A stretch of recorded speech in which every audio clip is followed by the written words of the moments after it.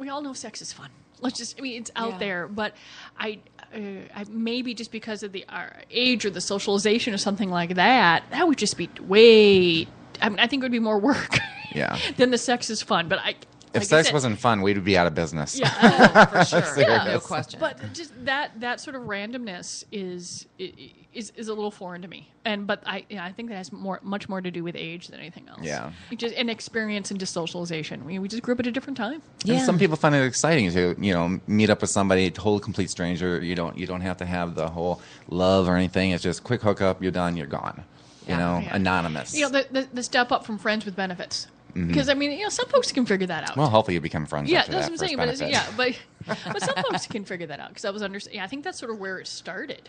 Is that people weren't dating anymore, or just sort of hooking up with someone that you were going to school with, or this or that, or a study break, relaxation. I would much rather have sex with somebody I knew than a complete stranger.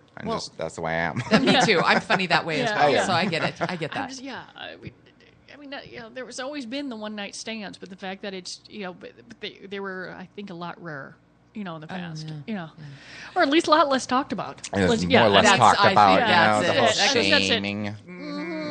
It goes back to it's one of those things where, like, the words are coming out of my mouth. I'm like, See, I have a number set in my mind, and that is the truth. Well, think about this.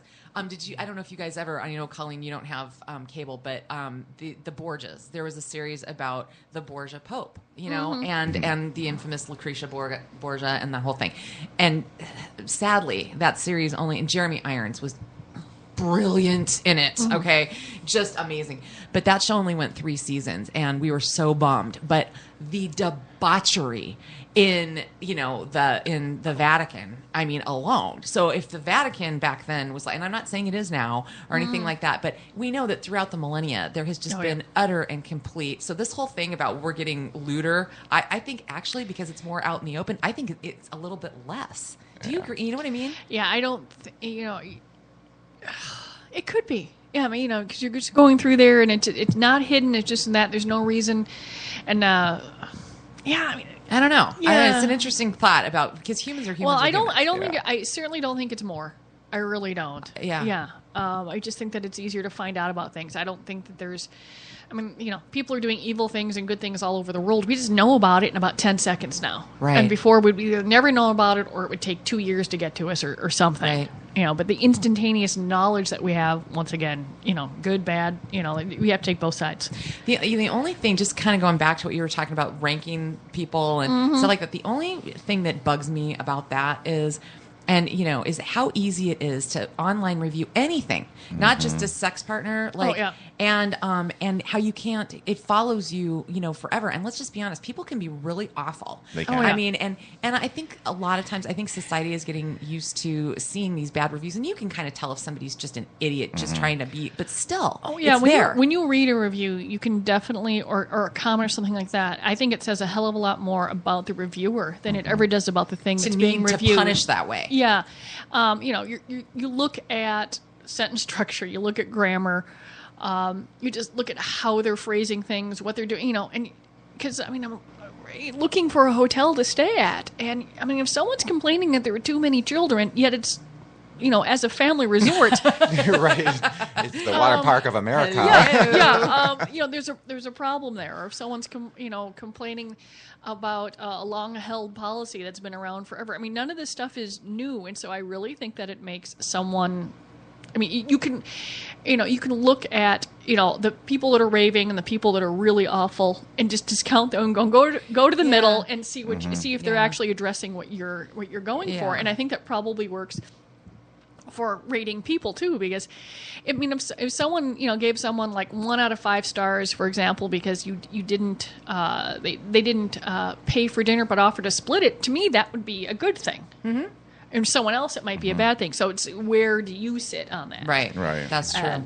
But the folks that are, I think the folks that are true trolls out there out themselves. True trolls. I'm saying, but they out themselves, and I don't care whether they're reviewing Target or us or Holiday Inn chain or the Rock and Roll Hall of Fame or anything. Yeah. You can see we're like, And reviews I'm sorry, are great. I can't take that person serious. Right. Yeah. You know, good reviews are great, you know, because if I want to find a hotel, I want to see what experiences they have. I don't want to see all this negative, you know, just because of little things and stuff. Mm-hmm. But, you know, I do go by, I base it on the positive reviews as well as the negative, you know. And even in our business, it's like you can review our employees so quick now, and we can check it out and make sure everything is right. But, you know, I think people get good responses and know where to shop when they get a good review. And good reviews are awesome. Yeah, no, I did a review for my vet the other day. I was trying to find her phone number, and I saw that she didn't have any reviews, so I wrote one.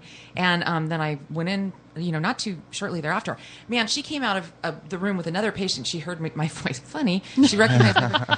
And she came out and she's like, Kelly, thank you so much for writing the review. And I'm like, it was my absolute pleasure. I mean, it was like no problem. But she said, you know, and you guys probably find this, I know, but my boyfriend finds it even with his liquor store. People are so reticent because they don't want their name out there, you know. And I hate it that the jerks seem to find a way to get them up there and remain anonymous. You know. No, that's the only reason. Like I said, I think you can. Yeah, for the most part, I think you can understand more about a review about the person who's reviewing than that. If you really look into how it's being reviewed, how they're using, are they talking about facts or just emotion?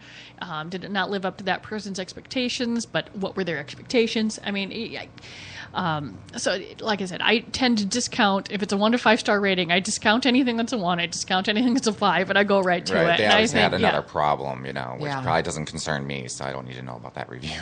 Well, that's fair. I feel better, you guys. Thanks. Yeah, no, but there's out there, you know, and I'm just like, you know, and then you can't, I mean, if someone is truly vicious, I've never had to make anything go away. Sometimes I'll, if they're, I'll just, ignore the comment or there's going through there. Cause we've gotten some people say, I'm like, I'm not sure this is the place where you should be shopping if you don't like our return policy. Well, there's that. Or I don't think you should be, staying at that hotel if you don't like kids. Or I don't really think that you understand that if you go to some place in Hawaii, that's going to cost a little bit to go to a restaurant there because everything is shipped in. Yeah. I mean, it's not, yes, the Subway sandwich is going to cost more someplace. Yeah. And if you're good, you're like, if you're, I think your expectations and your knowledge need to meet somewhere before you can honestly make an opinion. You're so reasonable. And then definitely check out all the reviews, because if you have one negative review and you get the rest like 10 positives, I would definitely go for the positives, because everybody's not going to have the same experience as everybody else. So and I've always been rather logical, so maybe that's why I don't understand what people just. I think people like to complain, Yeah, and then folks like to complain a lot more than folks like to say nice things. You just go and by. So I make sure, honestly. I mean, there's the Perkins over near my office. And every time I've gone in there, because sometimes you don't want cuisine, you need food. Yeah. And I want breakfast. And they have breakfast, and I get some pancakes, I get my omelet, and I'm a happy person. And they have a pleasant staff, and they have all things. And I make sure the manager knows. Yeah. I make sure. I mean, we love those compliments. Yes, I'm in retail. So I sort of get the fact that you do need to take that 10 seconds and tell someone that your experience was good. Yeah. Because for the most part, that doesn't happen. Yeah, well, and that needs to happen more, because you do believe that, like, who are all these, angry people out there? Because it is just a small amount that I think, and I think, but it is they're contagious. having a bad day. Yeah. If you're having a bad day, you go into a Starbucks and then make them have a bad day, then the next customers behind them are going to have a bad day. It's domino. It is. Try to stay positive. Keep everybody happy. It's funny because we just got a bunch of work done at our cabin, like things installed and whatnot. So I've been getting surveys out the nose in the last week, and I did have one really horrible experience with our cable internet installer, which was supposed to be happening while we were podcasting last week, and I found out that they never showed up. Well, I later learned when I called customer service that the guy just drove to our driveway, didn't even go down to the property, and saw trees and said it's not possible. Well, that's BS, right? And so the customer service person said, well, we'll send somebody else out there if you'll cut down your trees. I'm like, are you on crack? So long story short, I got a survey, because that's how I knew that they weren't coming. They were like, why did you cancel your order? I'm like, I didn't, and I need the internet. So I sent in this horrible review. I'm like, what the hell? And your customer service department stinks. I got a call that night. They listened to my whole story. They sent me the best installer. Nice. He was brilliant. It works great.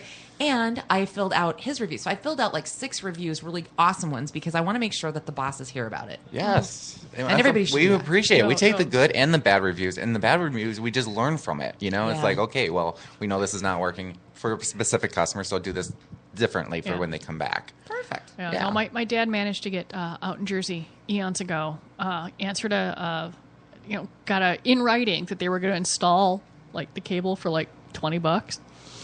Someone didn't pay attention to the fact that he was about 1.5 miles down the road. So they honored it. And it was, they installed like 1.5 miles of cable for like $20. Oh, well, you know what? For all the injustices committed by cable companies, There you to go. me, that's a win. That was just, and it's like, oh yeah, they just showed up and went, oh shit. But it wasn't a verbal thing. He had it in writing and said, this is going to hold up. Put it in. Oh. Good for him.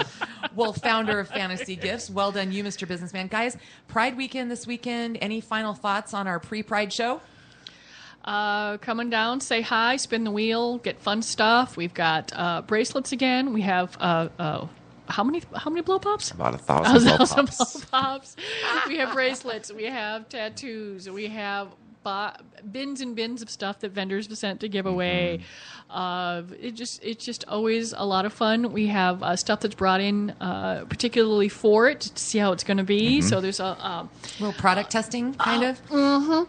and no, it's always a good time. And Liz, she coordinates all that, so she works her butt off. Everybody else works their butt off. The booth is being built in my warehouse right now, and then we'll have to pack it all up on Thursday. Yeah.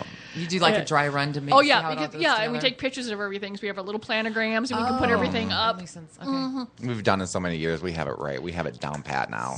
Great. Well, guys, great show. Good to see you. Michael Radke and Colleen Bertino, Great Northern Sexcast, episode 28.